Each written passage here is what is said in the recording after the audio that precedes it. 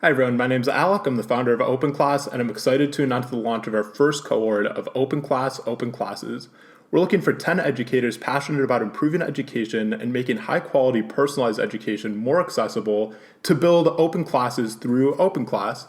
Now, the idea of MOOCs, or massive online open courses, isn't something that we created, but it's an amazing concept that hasn't really been implemented great by other providers.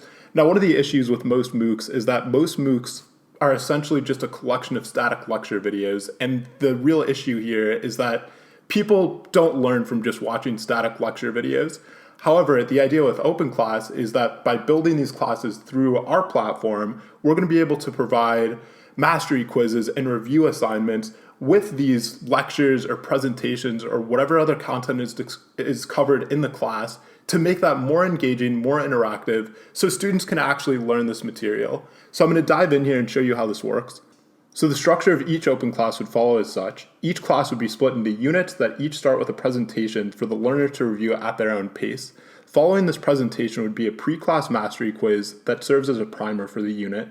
The idea is that learners will review the content before the instructor presents about it, so that information will be desensitized for them and they'll be able to better retain it. Here's how the mastery quizzes work. Learners will be expected to achieve a high level of accuracy, 70% for this example, to demonstrate mastery. If a learner falls short of this threshold, they'll receive an opportunity to review targeted feedback and optionally change any of their answers for half points back. This format lowers stress, incentivizes effort, and encourages learning. All of this information is described to learners before they take a mastery quiz, and a learner is able to click the Start Quiz button to generate questions. All questions are multiple choice questions that are initially asked as retrieval questions. The purpose of this is to encourage learners to interact with the concept and attempt to self-generate a response rather than just being able to see the multiple choice options right away and sort of guess or skip through this and not really think about these questions. So as an example, give an example of an adjective. The learner could say, pink. Pink's an adjective. And after entering the response in there, now you're able to view the multiple choice options, and based on these options, I think big is an adjective. Next question, give an example of a noun, house. A few multiple choice options, based on these options, I think student is a noun. And give an example of a verb, run. A few multiple choice options, based on these, I'm going to miss this one on purpose, so I'm going to say birds is a verb to show an example of if a student misses mastery.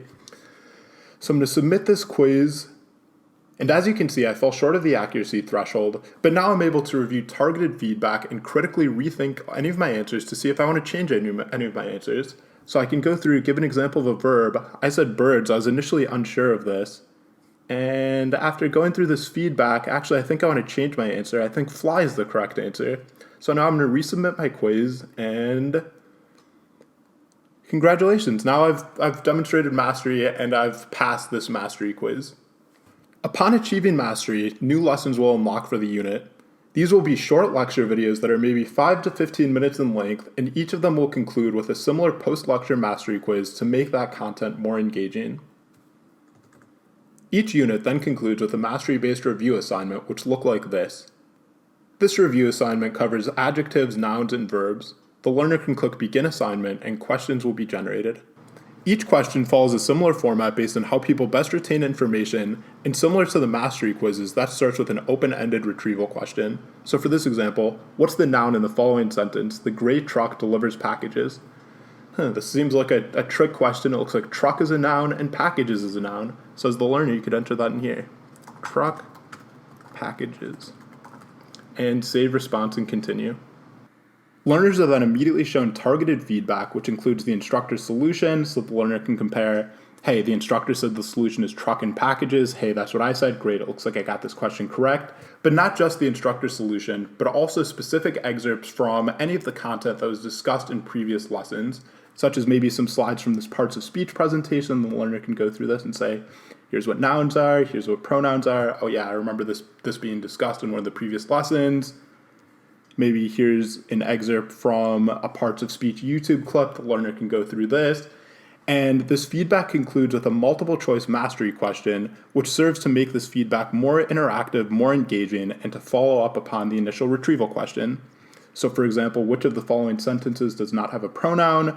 I am a student, the doctor examined him, the doctor examined it. Cars go faster when driven by Dale Earnhardt Jr., and she is a great person. I think the answer is this one. The student is then immediately shown targeted feedback again. They could see, okay, I got this correct. Here's the reason for why it's correct. And you'll notice that this mastery progress bar jumped up from 0% to 13.3%. And basically the idea is that since these review assignments are mastery based, if a learner really understands these concepts well, the review assignment will be quicker for them than a learner that doesn't understand these concepts as well. And for that student, it's going to generate more questions to give them more practice to get up to par with the rest of the class before being able to move on to the next unit. The learner can then click the continue assignment button, and the next question will be generated. Once a learner demonstrates mastery in each of your units, they'll have passed your class and they'll receive a certificate indicating such. And that's basically how OpenClasses will work in OpenClass.